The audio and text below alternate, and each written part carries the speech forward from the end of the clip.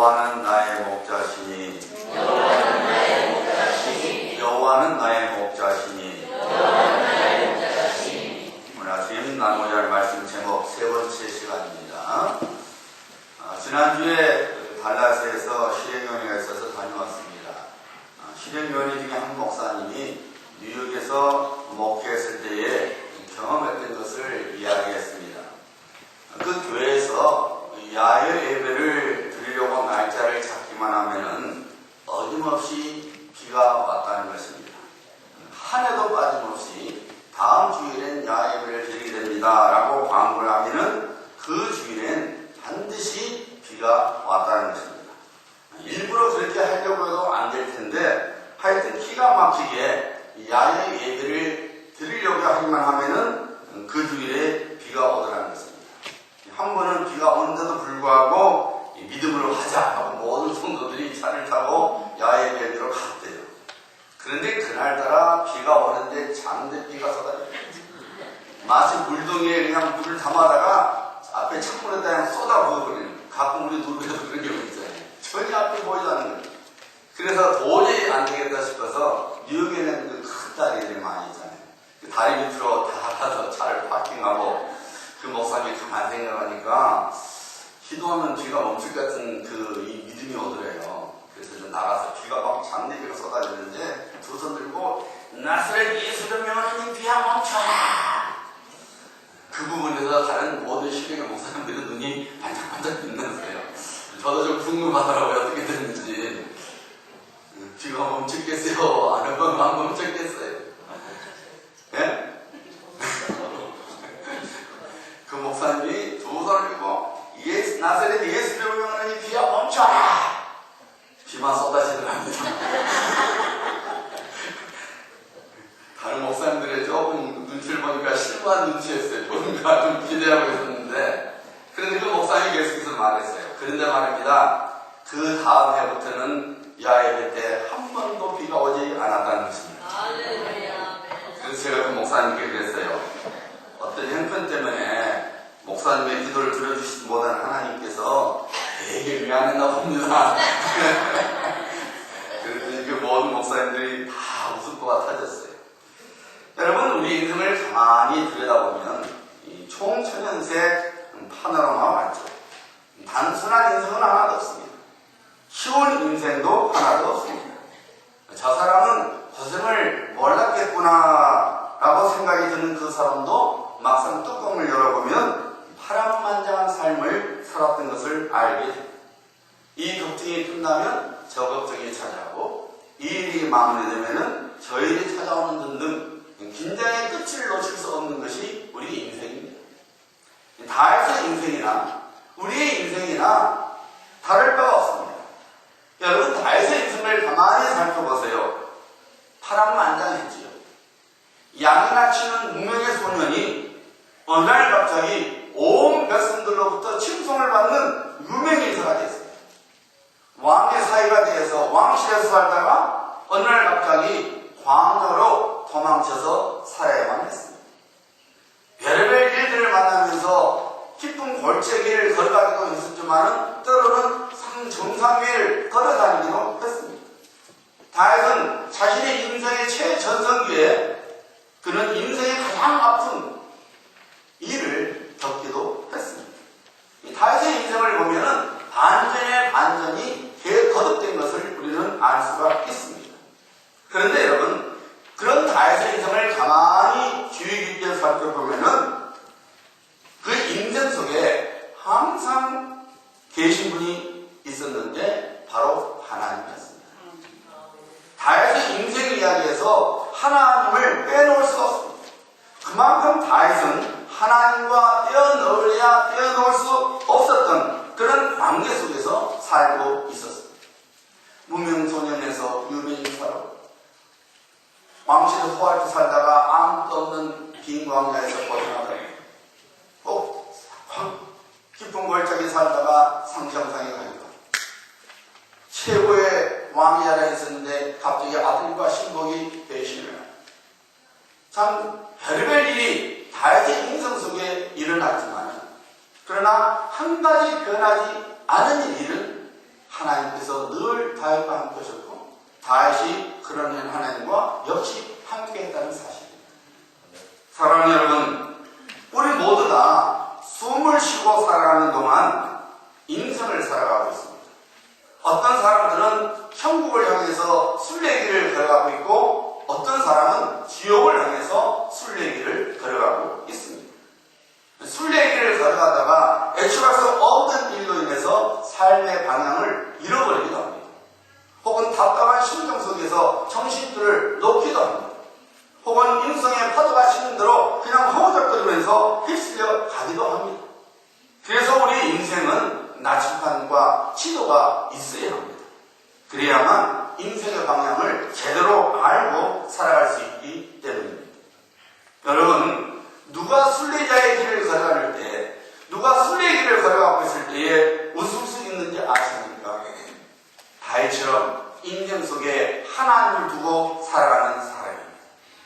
지치고 피곤한 우리들에게 웃음을 안겨다 줄 수 있고 위로해 주신 분은 그래서 안에서 우리를 사랑받는 자녀로 삼아주신 하나님 아버지십니다. 하나님과 그의 말씀이 우리 인생의 나침반이요 그리고 지도입니다. 다윗이 인생 만년에 자신의 인생을 되돌아보면서 하고 경이로운 깨달음을 갖게 됐는데 그것은 여호와는 나의 목자시니였습니다. 여러분 잊지 마시기 바랍니다. 하나님을 나의 목자로 삼고 살아가는 사람이 행복한 사람입니다. 인생 속에서 웃을 수 있습니다. 미국 개개에서 신화적 존재로 인정을 받았던 루터 잭슨이라는 사람이 두 분이가 월스트리트 저널과 지역신문 등이 내서 특별히 했습니다. 그만큼 유명한 사람이었습니다. 장례식장은 수많은 아름다운 꽃으로 장식이 되었고 유명한 가수가 와서 조가를 부르고 여기저기서 흐느끼는 울음소리도 있었습니다. 그런데 막상 가족실에는 단 두 사람만이 덩그러니 앉아 있었습니다. 남편이 죽었지만 한 방울의 눈물도 흘리지 않는 젊은 아내와 오랫동안 곁에 있었던 시종, 집사와 두 사람만이 가족실에 앉아 있었습니다. 4명의 자녀가 있었고 15명의 손자, 손주가 있었고 그 자녀들의 성모인 전처가 있었지만 그 어느 누구도 그 사람의 장례식에 나타나지 않았습니다. 비록 그 사람은 미국 재계에 큰 영향을 끼치는 사업가였지만 가족과 영혼을 잃어버린 어찌 보면 가장 초라한 인생을 살았던 사람입니다. 어떻습니까? 지금 여러분 속에, 여러분의 인생 속에 하나님께서 계십니까? 인생의 목자 되시는 하나님께서 여러분의 삶의 한가운데에 계십니까? 하나님께서 아직도 은혜 가운데서 두 팔 벌리고 내게 오라고 말씀해 주실 때에 돌아온 탕자처럼 아버지께로 와야 합니다. 그리스도 예수 안에서 주시는 영원한 생명을 선물로 받는 지혜로운 사람이 되어야 합니다. 우리 예수님께서 분명히 말씀하셨지요. 지옥은 꺼지지 않는 불이 있어 그 속에서 세세토록 고통을 당하는 것이라고 했습니다. 자존심 때문에 세상에 썩어질 것들 때문에 천국을 놓치고 지옥에 떨어지는 어리석은 인생으로부터 벗어나야 합니다. 하나님 아버지께로 돌아와야 합니다. 사랑하는 성도님들, 살아계신 하나님을 경험해야 합니다. 지식적으로 아는 것이 아니라 삶 속에서 하나님을 만나야 합니다. 우리들이 하나님을 아는 만큼, 우리가 하나님을 경험할 수 있는 것만큼 우리는 하나님을 믿을 수 있다고 말씀드렸습니다. 하나님을 바로 알아야만이 그 하나님을 신뢰하게 되고 또한 다윗처럼 하나님과 껌딱지처럼 딱 붙어서 살 수 있게 되는 것입니다. 여러분의 신앙 수준은 하나님을 어느 정도 아느냐에 달려있다고 말씀을 드렸습니다. 그 아는 것은 지식이 아니라 경험적인 지식. 실제로 여러분의 삶 속에서 하나님이 이런 분이구나. 이 경험적인 지식만큼 여러분의 믿음의 수준이 된다고 말씀을 드렸습니다. 지난번에 우리 하나님은 사랑이시라고 말씀드렸습니다. 우리를 사랑하시는 아버지 하나님이시기 때문에 우리 인생 속에 일어나는 모든 일들 하나님의 최선의 손길을 하는 믿음을 갖고 살아가야 합니다.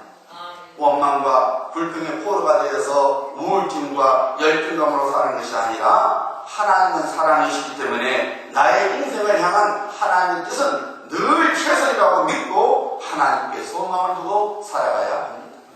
그러면 다윗이 경험했던 것처럼 하나님께서 나의 목자셨구나 라는 고백을 하게 되는 날을 보게 되는 것입니다.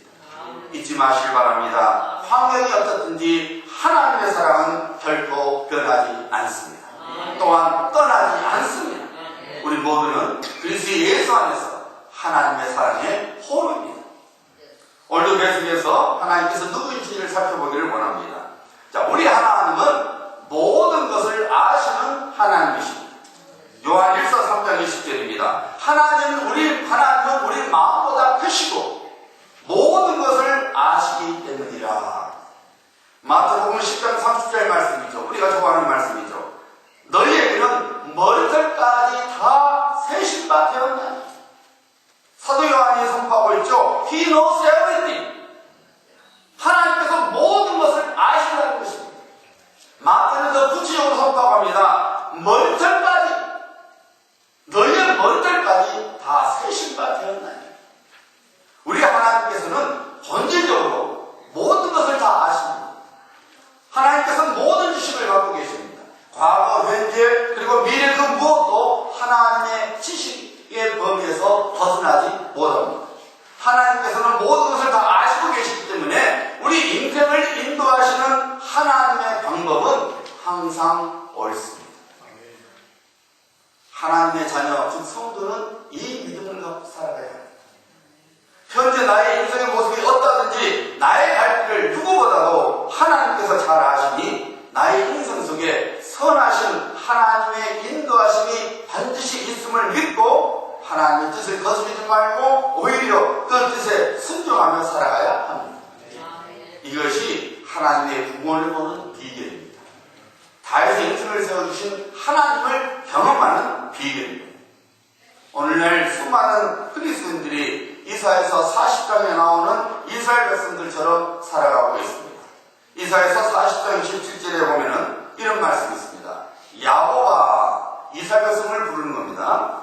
야곱아, 어찌하여 내가 말하며 이스라엘아, 내가 이르기를 내 길은 여호와께 숨겨졌으며 내 송사는 내 하나님에게서 벗어난다 하느냐.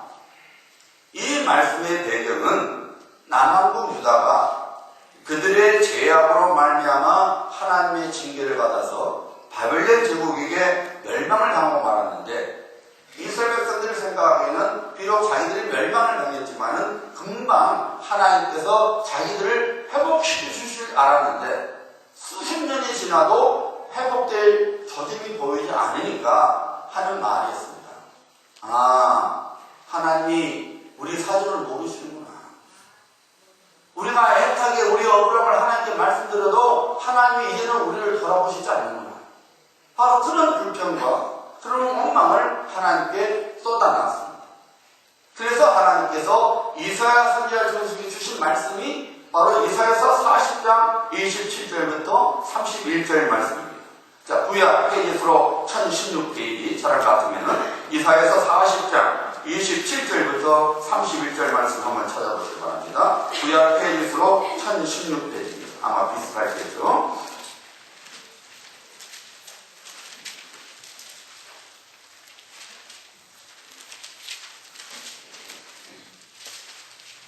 자, 하나님께서 이스라엘 선지자를 통해서 위로의 말씀을 이스라엘 백성들에게 주시는 말씀입니다. 우리 함께 읽습니다. 야곱아, 어찌하여 내가 말하며 이스라엘아, 내가 이르기를 내 길은 여호와께 숨겨졌으며 내 송사는 내 하나님에게서 벗어난다 하느냐.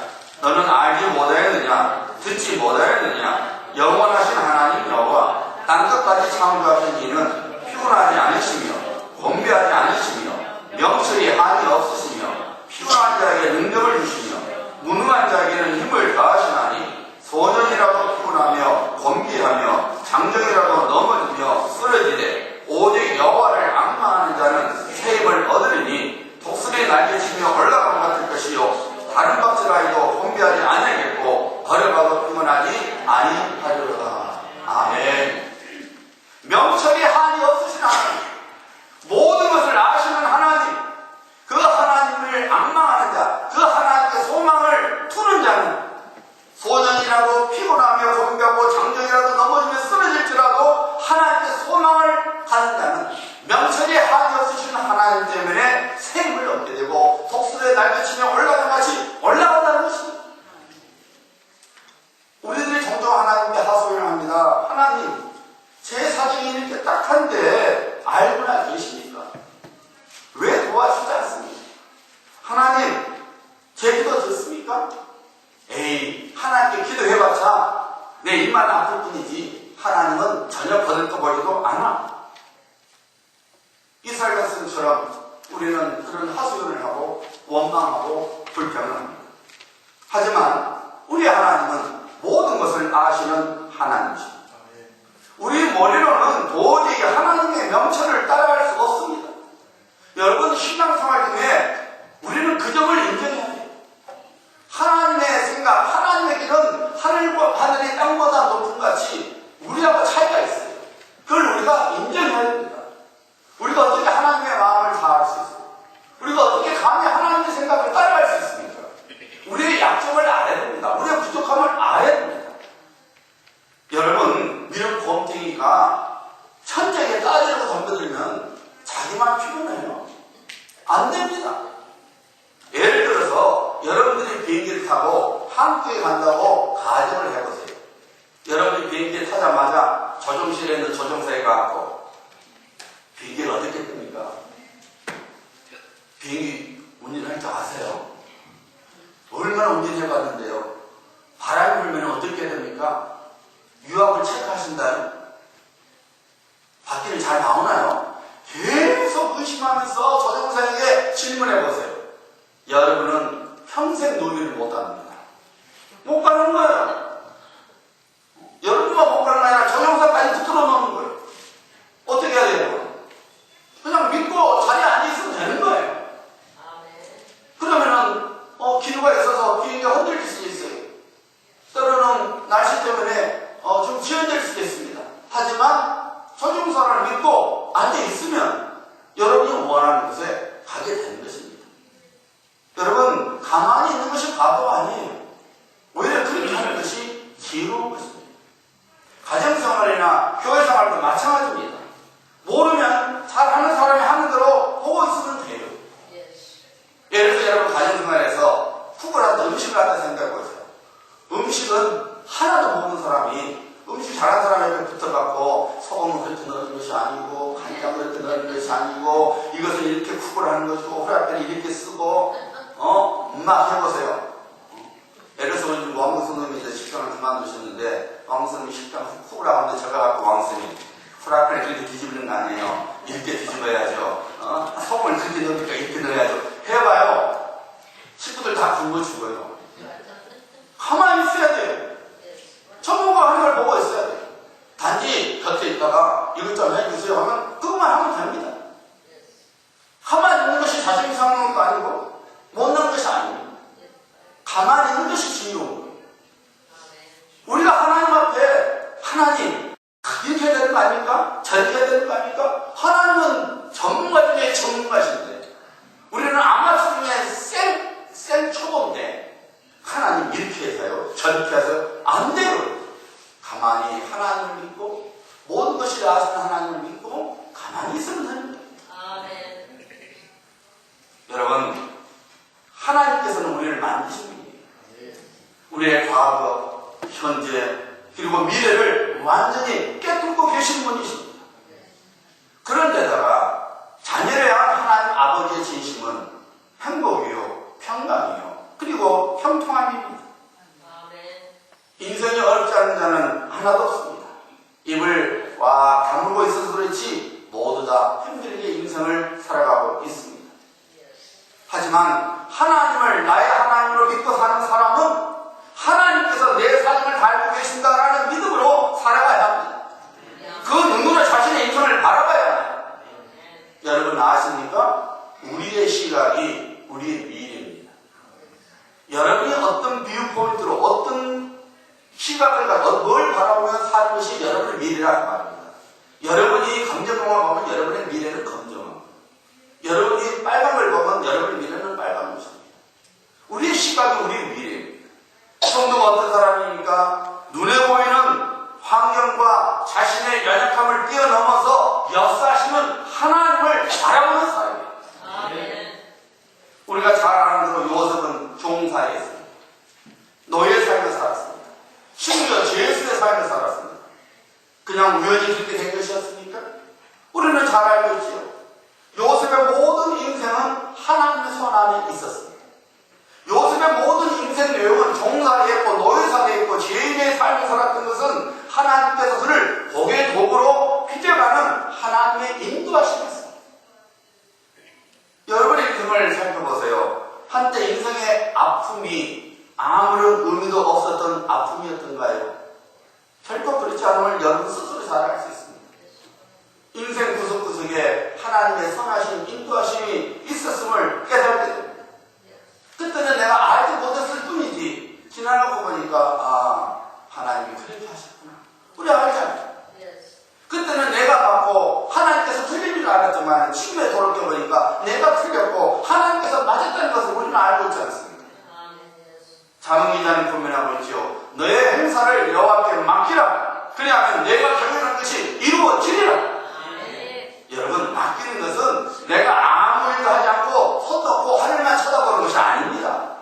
나의 삶 속에 모든 것을 아시는 하나님의 인도하심이 있음을 믿고 환경 혹은 상황 때문에 낙심하거나 포기하지 말고 주어진 일 혹은 주어진 환경에서 신실하게 그리고 열심히 살아가는 것을 의미합니다.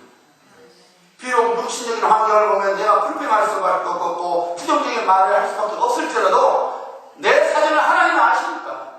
불평과 부정적인 말에 포로가 되지 말고 그래서 그런 인생으로 떨어지지 말고 매일매일 믿음으로 하나님의 복을 선포해야 되는 것입니다. 하나님은 내게 형통을 선포하시고 하나님은 내게 평강주시기를 기뻐하시고 하나님은 내가 복된 자 되기를 기뻐하시고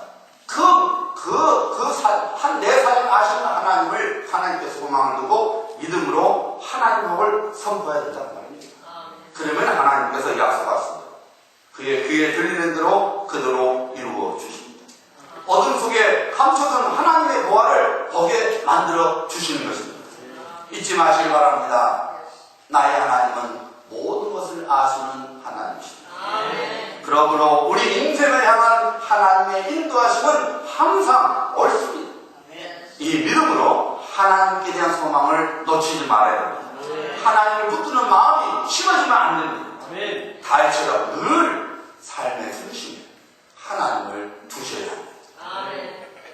하나님께서는 어떤 분이십니까? 우리 하나님께서는 전능하신 하나님이십니다. 능치 못하시는 일이 없습니다. 창세기 17장 1절이죠. 아브라함이 99세 때에 여호와께서 아브라함에게 나타나서 그에게 이르시되 나는 전능한 하나님이라. 너는 내 앞에서 행하여 완전하라.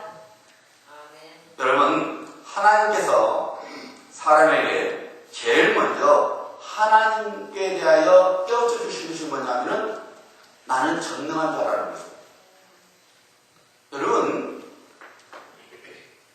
이 사실이 우리에게 얼마나 위로가 되는지 모릅니다. 만약에 하나님께서 우리에게 오셔서 제일 먼저 깨닫게 해주신 것이 나는 사람이다 하고 말씀하신다면 어떻게 생각하면 그것은 큰 위로가 안 됩니다. 왜 그런지 아세요? 우리는 부모의 사랑을 부모로부터 그런 사랑을 받거든요. 여러분 자녀 사랑 여러분 마음 어때요? 자녀에 대한 아버지의 사랑은 좀 이성적입니다. 그래서 좀 때로는 차가워요. 사랑의 깊이가 있지만은 자녀에 대한 아버지 사랑은 이성이 늘 앞서요. 그런데 자녀에 대한 엄마의 사랑은 이성이 없어요. 다분히 감정적입니다. 무조건적인 사랑입니다. 앞뒤 재지도 않아요. 절대 재지 않습니다. 그래서 다리 동상이 걸릴 줄 알아도 자기의 벗을 벗어서 아들에게 신겨주는 것이 엄마의 사랑입니다. 이성적으로 따지지 않아요. 자기는 배고파서 어디론 쪽으로 헛쓰러져서 자식을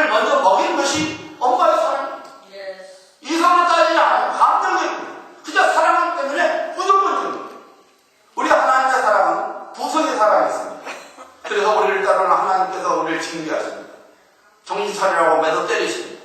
아버지처럼. 때로는 하나님께서 모세의 사랑을 갖고 있습니다. 하나님께서 뭐라고 말씀하셨어요? 내가 너희를 부를 때에 암탉이 병아리를 안듯이 내가 너희를 안지 않았느냐? 엄마의 사랑을 하나님께서 갖고 있는 것입니다. 어쨌든 간에 여러분, 만약 하나님께서 전능하신 하나님보다는 사랑의 하나님으로 우리를 먼저 찾아왔으면 우리는 별로 감동받지 않아요. 왜요? 내 엄마 아빠로부터 그런 사랑을 받거든요. 그러면 여러분, 하나님의 사랑과 부모의 사랑은 무슨 차이가 있는 것입니까? 능력의 차이입니다. 우리들이 우리 자녀를 아무리 사랑한다 할지라도 우리에게는 그 사랑을 이루는 능력이 없어요. 여러분 그렇잖아요.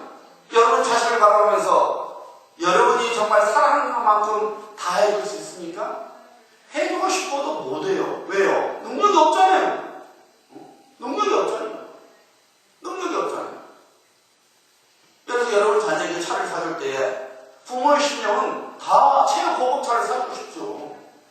근데 사줄 수 있어요? 우리는 능력이 없으니까 안 사줘요. 그 대신에 말을 돌리는 거지. 야, 저 똥차가 타봐야 된다. 실상 뭐 여러분, 최고급 차를, 최고를 넘친 차를 사주고 싶지. 하지만 능력이 없는 거예요. 그렇잖아요.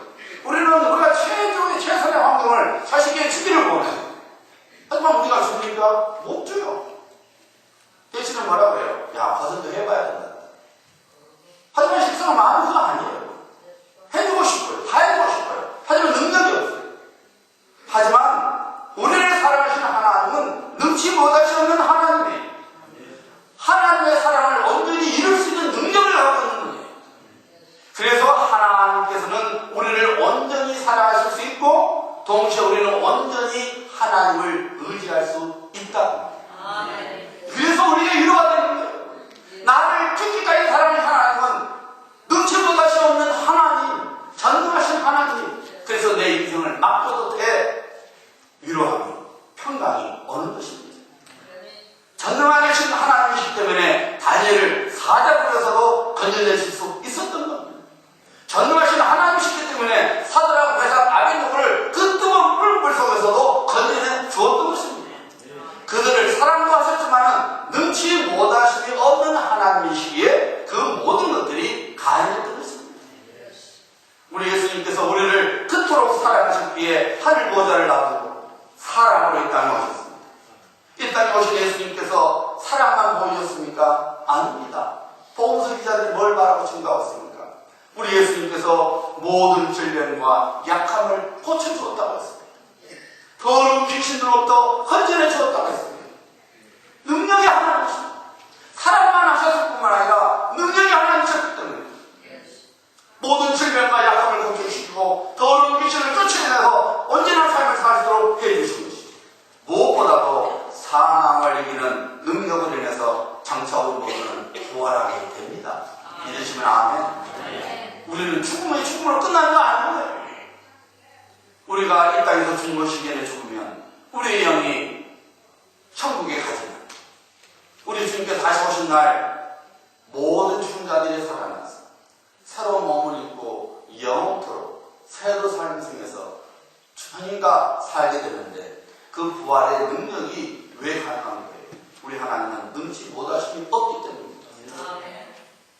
그러면 여러분, 하나님께서 능치 못하심이 없다는 것이 우리 인생에, 나의 인생에 어떤 의미가 되는 것입니까?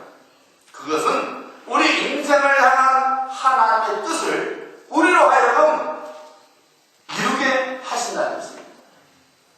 이사야서 46장 10절과 11절입니다. 나의 뜻이 설 것이니 내가 나의 모든 기뻐하는 것을 이루리라. 내가 말하였은즉 반드시 이룰 것이요 계획하였은즉 반드시 시행하리라. 하나님께서 말씀하시기를 내가 기뻐하는 모든 일을 내가 다 이룰 것이고 내가 계획한 것, 내가 말한 것 다 내가 이룬다는 것입니다. 우리 한 사람 한 사람을 하나님의 자녀로 삼아주신 것은 영원전부터 이미 하나님께서 작정하신 것입니다. 동시에 우리 인생을 위해서 최고의 디자인을 해 주셨습니다. 그리고 그 계획을 하나님께서 반드시 이루신다는 것입니다.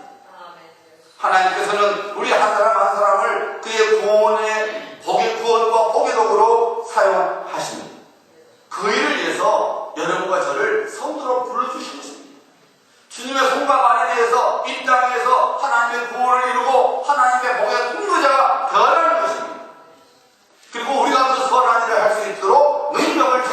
하나님이십니다. 우리가 예수 그리스도 이름으로 기도하면 병이 나고, 우리가 예수 그리스도 이름으로 기도하면 더러운 영이 쫓겨나고, 우리가 예수 그리스도 이름으로 기도하면 하나님의 기적이 나타나는 것입니다.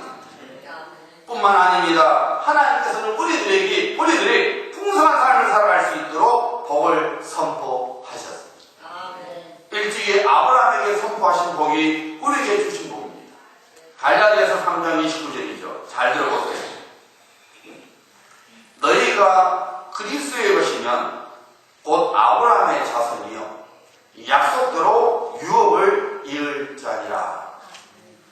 수요일에 참석하신 분들은 이 말씀이 무슨 말씀인지 귀가 닳도록 들어서 잘 아실 텐데, 잘 들어보세요. 너희가 그리스도 것이면, 다시 말씀드리면 구원받았으면 누구의 자손이요? 아브라함의 자손이요 약속대로 유업을 이을 자니라. 자, 하나님께서 아브라함에게 약속하셨습니다. 복을 선포하셨습니다. 그 복이 누구의 것이라고요? 그리스도 안에서 구원받은 우리 것이라는 것입니다. 그러면 하나님께서 일찍이 아브라함에게 주신 약속의 복이 무엇이었습니까? 창세기 12장 2절과 3절 말씀, 우리가 좋아하는 말씀입니다. 내가 너로 큰 민족을 이루고 내게 복을 주어 내 이름을 창대하게 하리니 너는 복이 될지라. 너를 축복하는 자에게 내가 복을 내리고 너를 저주하는 자에게는 내가 저주하리니 땅의 모든 족속이 너로 말미암아 복을 얻을 것이니라 하시니라. 이 복이 누구의 것이라고요? 성도의 것입니다. 우리가 아브라함의 자손이니까. 약속의 시, 그리스도 예수 안에서 구원받은 하나님의 자녀, 우리가 바로 아브라함의 자녀이고, 아브라함에게 약속된 복이 유업으로 우리에게 부어진다는 것입니다. 그래서 여러분이 믿음의 형제를 축복하면 하나님께서 여러분에게 복을 주시는 거예요. 그래서 매주 여러분에게 제가 걸쭉하면 예수 이름으로 축복하시기 바랍니다. 바로 거기 있는 거예요. 우리가 말씀대로 믿음의 형제를 축복하면 하나님이 내게 복을 주시는 거예요. 내가 김현철 하나님을 예수 이름으로 축복하면 하나님께서 복을 내게 주시는 거예요. 여러분이 누군가를 예수 이름으로 축복하면 하나님께서 약속하신 대로 복을 내주시는 거예요. 여러분, 믿음의 형제자매를 미워하면 안 돼요. 그랬어요. 저주하면 하나님께서 그 사람도 저주한다고 했어요. 우리가 믿음의 사람으로서, 하나님의 거룩한 백성으로서, 아브라함의 영적 자녀로서 하나님께서 아브라함에 약속된 그 복이 우리 것인 것을 믿고 살아가야 됩니다.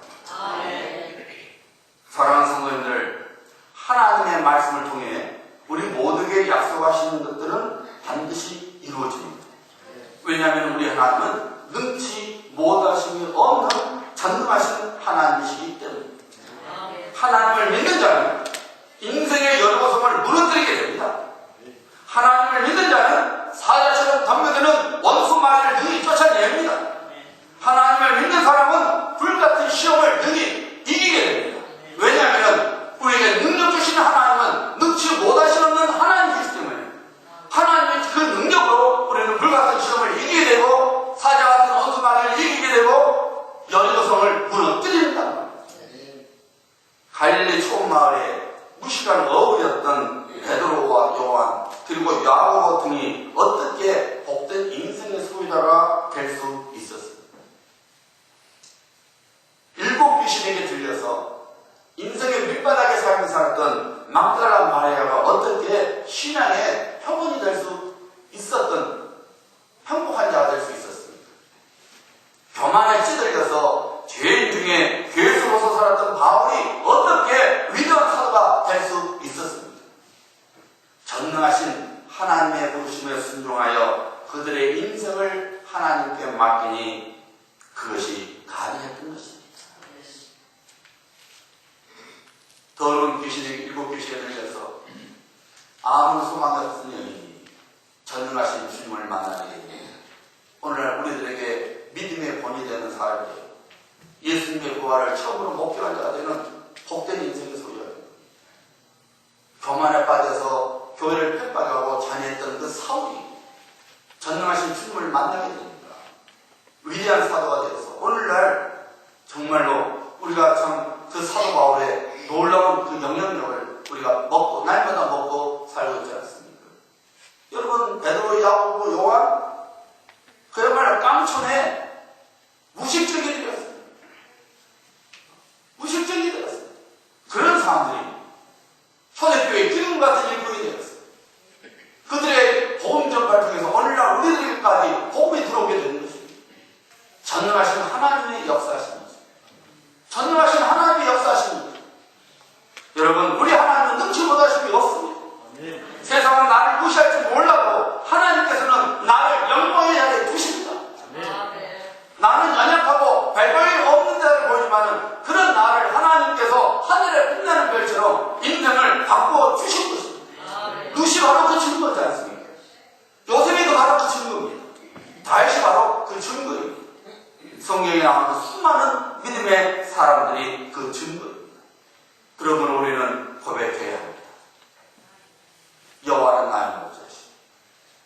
나의 하나님은 사랑의 하나님이시오. 나의 하나님은 모든 것을 아시는 하나님이시오. 나의 하나님은 능치 못하심이 없는 하나님이시다. 이 고백들을 통하여 살아계신 하나님을 여러분의 삶 속에서 만나시기를 바랍니다. 그리고 하나님께서 베푸신 은혜와 복을 풍성하게 누리시길 바랍니다. 지금의 인생을 감사할 뿐만 아니라 보이지 않는 하나님의 복을 버는 것처럼 하나님의 약속의 말씀을 붙들고 신실하게 드리고 담대하게 살아가는 성도가 되어야 합니다.